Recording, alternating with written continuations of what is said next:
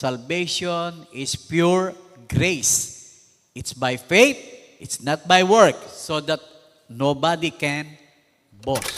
Dahil sa kagandang loob ng Diyos, kayo ay naligtas sa pamamagitan ng pananampalataya at ito'y kaloob ng Diyos. It is the gift of God.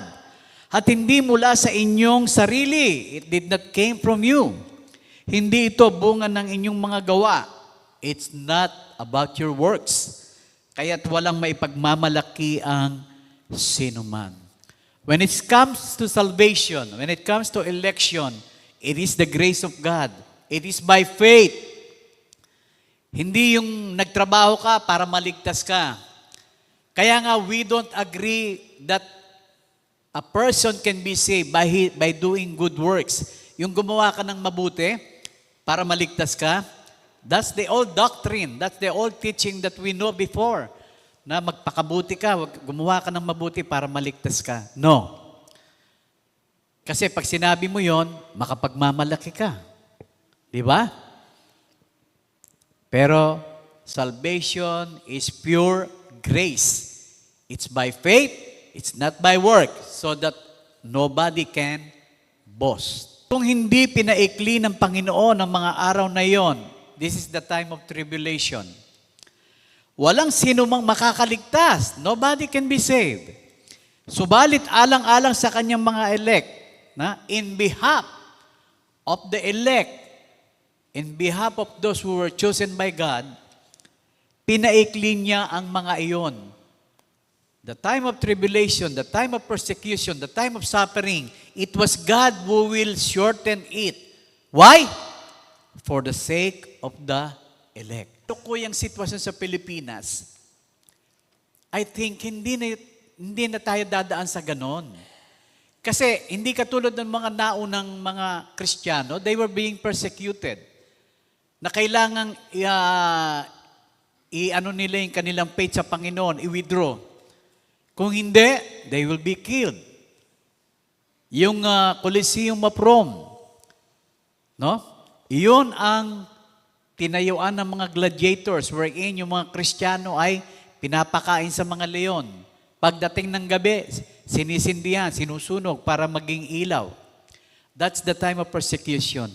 Pero yung tribulation has already started since then. Tuloy-tuloy lang hanggang ngayon. Pero nakita natin, nagkaroon ng changes. Why?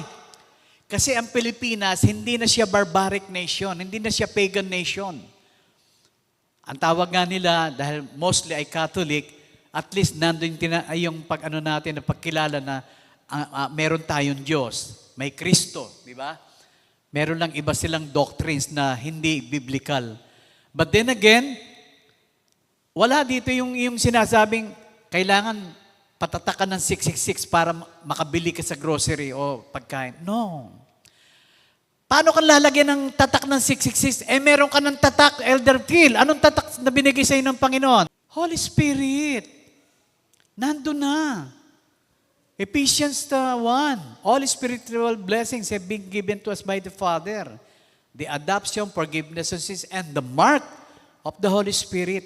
Holy Spirit, we can be sure meron tayo. Bakit? Kasi we are in Christ. The scripture is saying, because we are in Christ, you are marked with a seal. Yung Holy Spirit. Okay? Again, the work of the Holy Spirit, the third person of the Trinity, anong sabi sa Romans 8? He intercede for us with groanings. Hindi natin nalalamalayan yun. Kahit pagod tayo, pag nagpipray tayo, nakakatulog na tayo, but still the Holy Spirit who is in us, He prays, He intercedes with groanings. Ang makakaligtas except the Lord shorten those days. But for the sake of the elect, in behalf of the elect, sa mga tinawag at pinili ng Diyos, God will shorten it. Thank you, Lord. Kasi at least, kung dumating yung panahon na talaga yung rigid ang persecution sa mga Kristiyano, ang Diyos mismo nagsabi, paikli niya mga araw para hindi na tayo makaranas ng matinding persecution.